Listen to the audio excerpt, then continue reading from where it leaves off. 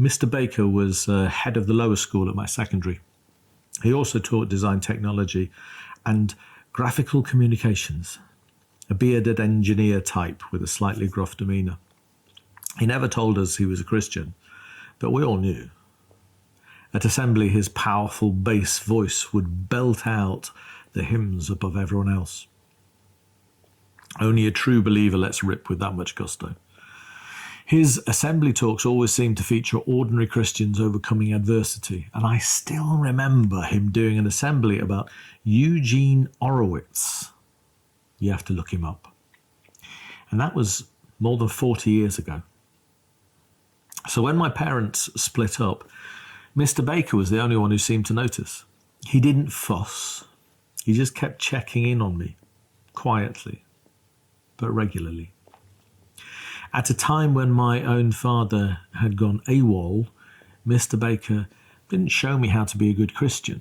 He never mentioned Jesus. But he showed me what a good man looked like.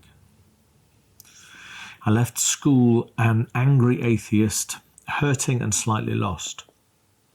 But the more time went on, the more I wanted to be the kind of man that Mr. Baker was. His presence in my 15-year-old life was a subversive Trojan horse in my narrow, godless teenage mind. And 8 years later, when the Holy Spirit came knocking, his memory was part of the vanguard that cracked my heart open.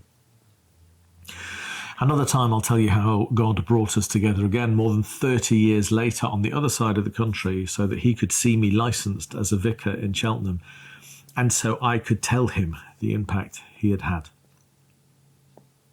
Here's to you, Geoff Baker. So this is the third principle of healthy evangelism. The focus of evangelism is people's daily lives.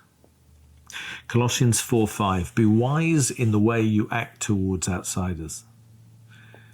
Evangelism is not about getting people into the church. It's about getting a Spirit-inspired church out into the world to minister God's love.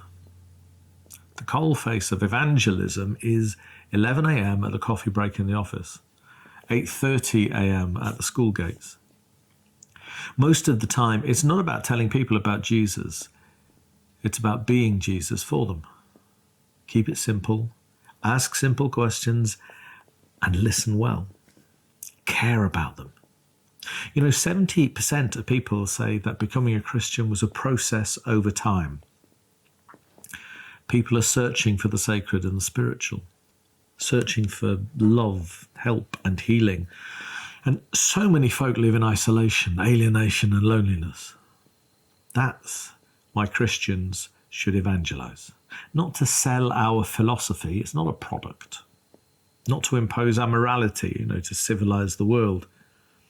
It's because so many people are seeking friendship, community, and belonging.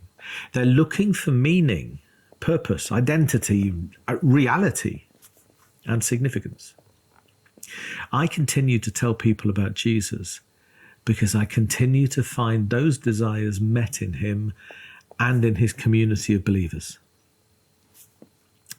Principle number 3. Be more Geoff Baker. Speak soon. God bless.